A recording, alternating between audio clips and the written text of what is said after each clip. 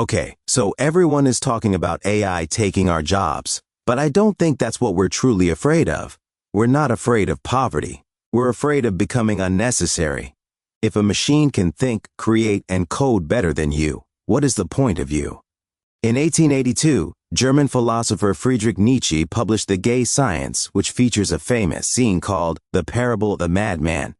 In the story, a man runs into a busy marketplace in broad daylight, holding a lantern shouting, "I see God! I see God!" People laugh at him. They tease him. Did God get lost? Is he hiding? They treat it like a joke. But the madman stops, stares at them, and finally says, "God is dead. God remains dead, and we have killed him." Nietzsche didn't mean we literally killed a God. He meant that science and reason replaced our need for God. We swapped mystery for facts, the cathedral for the lab, and made the divine unnecessary. Nietzsche was warning us. Removing God also removes the sense of security people relied on. For thousands of years, religion told people who they were, why they suffered, and what their lives meant. When that sun disappeared, Nietzsche predicted that the West would face a crisis of meaning. We would lose our center of gravity. So what did we do? We replaced the old structure with a new one. In the 20th century, we built society around utility. We decided that meaning comes from being useful. You're a writer, a coder, a doctor, an analyst. Your identity is your competence. Your value is your output. I am useful, therefore I matter. And that brings us to today. Right now, that entire structure is collapsing. We've created machines that can imitate the very abilities we've built our identities on: logic, creativity, analysis, language. If you're a writer and the machine writes faster. If you're a coder and the machine codes better. If you're an analyst and the machine sees what you can't. The real fear isn't, will I lose my job? It's the same fear the madman felt. We're facing the death of human utility. And just like in Nietzsche's time, we're not prepared for the psychological weight that comes with it. In this video, I want to look at AI through Nietzsche's eyes. I want to explore the danger of becoming what he called the last man, a passive, comfort-addicted observer. And I want to talk about the solution he offered. Because if we're losing our utility, we need something else to keep us from falling into the dark. Act 1. The idol of utility. In the old world, your value was given to you. You were a child of God. You had a soul. You didn't have to earn your right to exist. It was inherent. But as the world became secular, we looked to new ways to measure human worth, and for the most part, we seem to have settled on meritocracy. We decided that the most valuable humans are the ones who can solve problems, process information, and generate wealth. We moved from the cathedral to the office. We stopped confessing our sins and started updating our resumes. Think about how we introduce ourselves. We don't say who we are, we say what we do. I'm a lawyer, I'm a designer, I'm a content creator. I think we can safely say that, for the most part, we have completely merged our identity with our utility. For a long time, this felt safe. During the Industrial Revolution, machines came for our muscles. The steam engine and the tractor made physical strength less valuable. But we didn't panic. We felt superior. We told ourselves, that's fine, let the machines do the heavy lifting. Humans are the thinking animal. Our value is in our minds. We retreated into a cognitive citadel. We convinced ourselves that creativity, logic, and judgment were the sacred, untouchable parts of the human experience. Things silicon could never touch, and certainly not emulate. But AI has breached the citadel walls. When you read a poem that moves you, only to find out it was generated, or generated code that builds the app idea in your head perfectly, or an algorithm that diagnoses a disease better than a specialist. It doesn't just threaten your income, it proves that the very thing you thought was special about you, your intelligence, is just a process. And it's a process that can be automated in more ways than you ever thought possible. We are currently facing the horse moment. In 1900, a horse was essential to the economy. It pulled carriages, plowed fields, and moved goods. Fast forward 20 years and a combustion engine had all but removed horses from the economy entirely. They could still exist for pleasure and gambling, but it had zero economic utility. We are now staring at the combustion engine of the mind. If everything you believe makes you valuable, your intelligence, your cleverness, your creativity, is suddenly eclipsed by a tool, then you are not just facing unemployment, you are facing a spiritual crisis.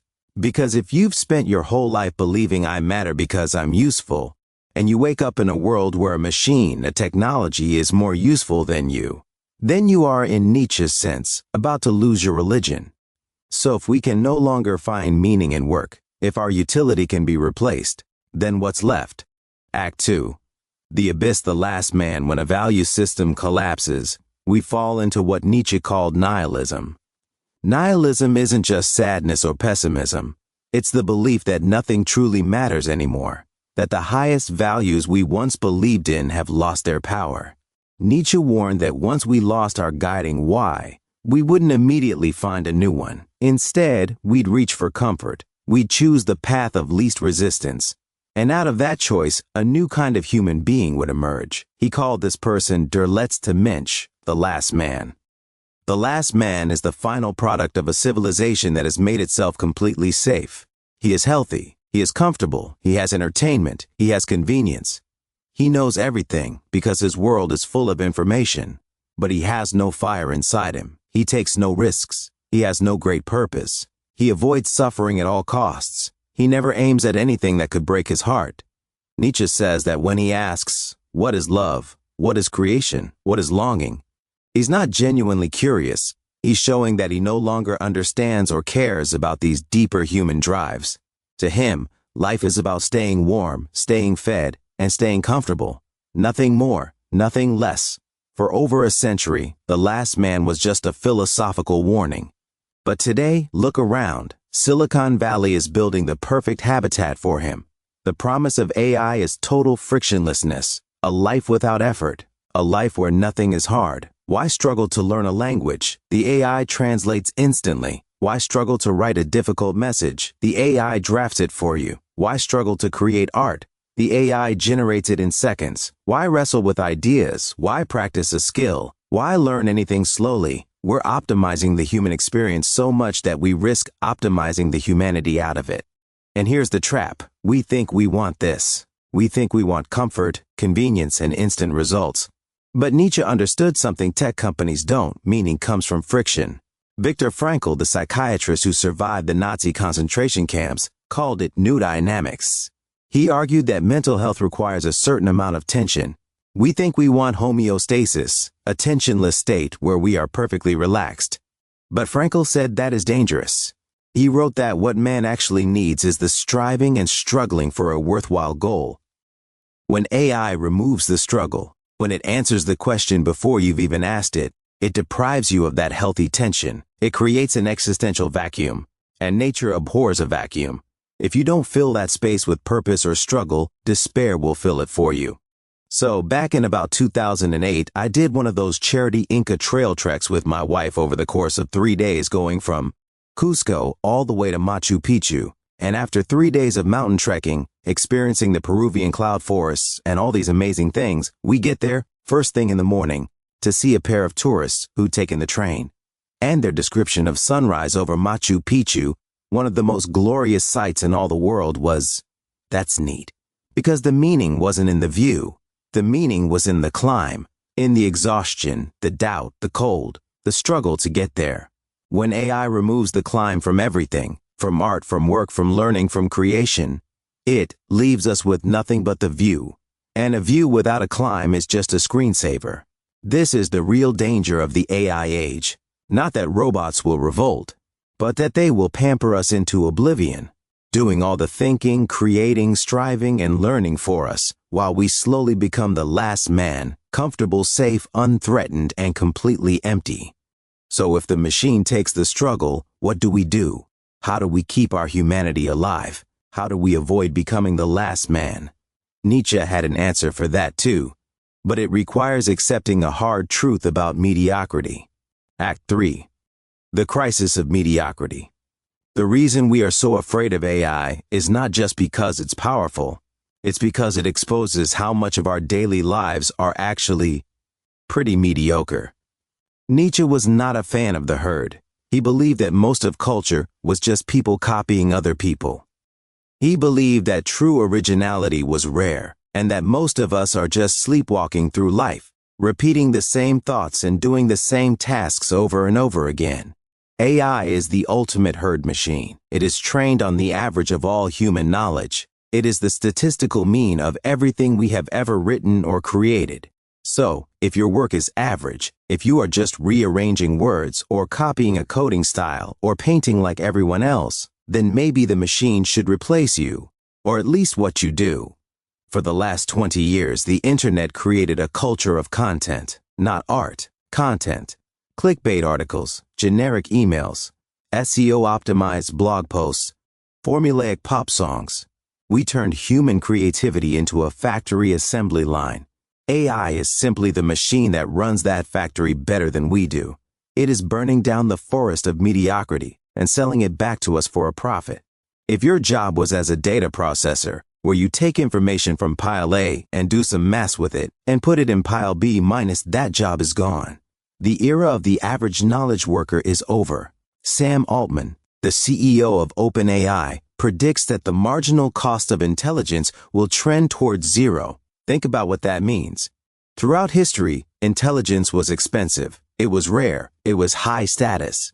But in the very near future, asking a computer to solve a complex problem will cost as little as asking it to add 2 plus 2. When intelligence becomes free, it stops being a differentiator. It stops being an identity. So if your identity is built on being smart, you might well be about to experience an identity crash. This leaves you with two choices. You can be angry. You can resent the machine. You can try to ban it or regulate it or ignore it. Or you can use a concept by Nietzsche called amor fati, love of fate. It is the practice of accepting reality exactly as it is, without wishing it were different. Right now, a lot of people are wasting their energy wishing AI didn't exist. They are angry. They are resentful. They are bargaining with the future. But that is a waste of life. It failed with Gutenberg's movable type. It failed with the Luddites during the Industrial Revolution and the French saboteurs in the early 1900s. You cannot negotiate with a technological revolution. So, instead of looking at AI as a disaster, I want you to look at it as a fire. In nature, a forest fire is destructive, yes, but it is also necessary. It burns away the dead wood. It clears out the brush that is blocking the sunlight. It creates the space for new growth. Similarly, AI is burning away the processor mindset. For the last 50 years, we have been training humans to act like computers. We taught people that work meant taking data from one place, rearranging it, and moving it to another place. We rewarded people for being efficient, repetitive, and error-free. We tried to become machines, and now that the actual machines have arrived, that game is over. If your value comes from being a processor, from just moving information around, you are in trouble. A computer will always be a better processor than you. But here is the flip side. The machine is forcing us to stop being processors and start being creators. Think about the standard of excellence. Before AI, just being competent was enough to make a living. If you could write a grammatically correct article or code a basic website or design a half-decent logo, you had some value. But now, competence is free. Good enough is automated. The baseline quality for everything has just shot through the roof. This sounds scary, but it is actually a filter. It filters out the mediocre. It filters out the people who are just going through the motions. When basic skills become easy for computers, the thing that still matters is having ideas. We're entering a world where knowing how to do something is easy, but knowing why you're doing it is what counts. So the real question is, if being useful isn't enough anymore, how do we build a life that matters? Nietzsche thought this would happen. He believed that when old sources of comfort disappear, a new kind of person has to learn to create their own meaning. He called this person the Übermensch, or the Overman. Act 4, the solution. The term Übermensch is often misunderstood.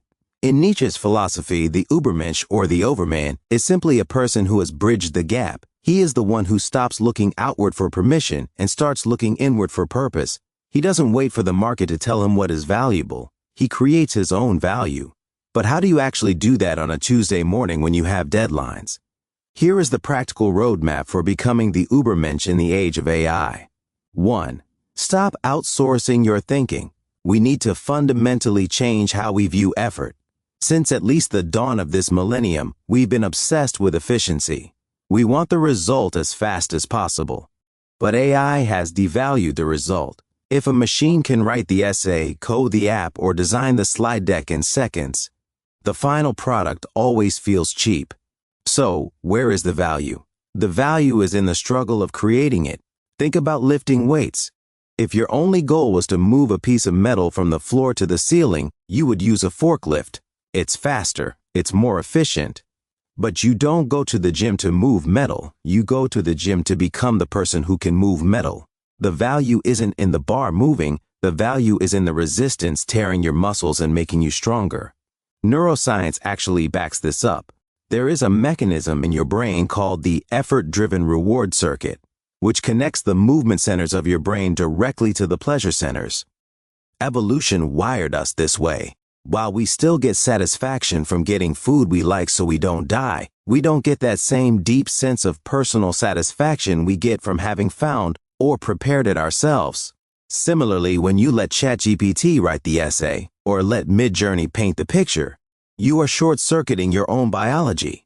You get the result, but you don't get the neurochemical reward. You are effectively cheating your own brain out of joy.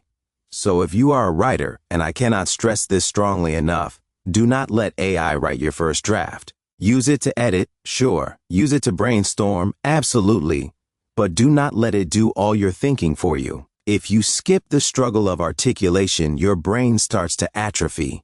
If you are a coder, do not just copy-paste the solution. Read it, understand the logic, and maybe even improve it. The Übermensch understands that the machines can do the heavy lifting, but the human must do the heavy thinking. 2. Bet on the unscalable. The last man wants everything to be scalable and automated. But in an AI world, automated equals abundant, and abundant things are worthless. Scarcity is found in the things that cannot be scaled. Kai-Fu Lee, one of the world's leading AI experts, predicts a massive shift in the economy. He argues that we are moving from an intelligence economy to an empathy economy. He points out that while AI is excellent at optimization, finding the best route, the best diagnosis, the best strategy, it is incapable of compassion. A machine can offer a medical diagnosis, but it cannot hold a patient's hand and offer hope. A machine can teach a lesson, but it cannot mentor a student who is struggling with self-doubt. As Lee puts it, AI will take the tasks that are routine and optimizing. Humans must take the tasks that are creative and compassionate. Look at your work. What parts of it require your actual physical presence or your unique history? AI can write an email, but it cannot fly to a client's office and shake their hand.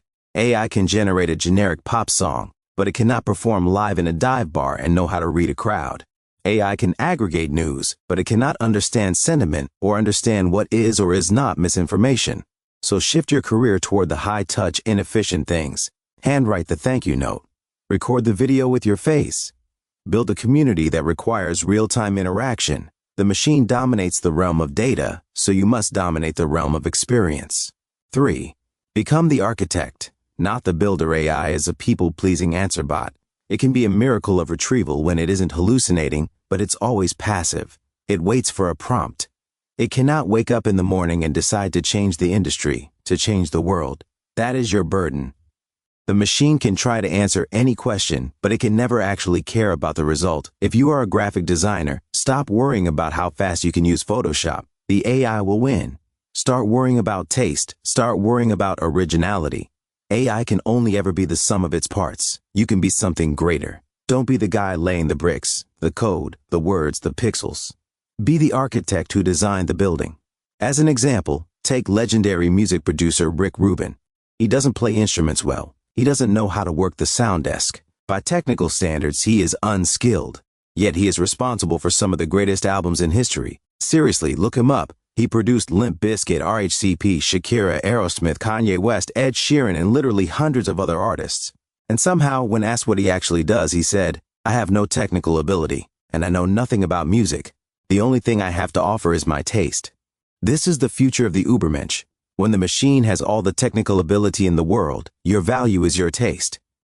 Your value is your ability to say, this is good, this is bad, and this is where we are going. The Übermensch doesn't reject the tool. He wields it. He treats AI like a very fast, very talented intern. The intern does the work, but the Übermensch provides the vision. So, don't try to outcompute the computer. You will lose. Instead, be the one who sets the intention. Be the one who decides where we are going. Act 5. The bridge. We have covered a lot of ground. And if you are feeling a bit overwhelmed, that is a normal reaction. Losing your economic safety net is terrifying. Losing your sense of being needed is even worse. But I want to leave you with one final image from Nietzsche.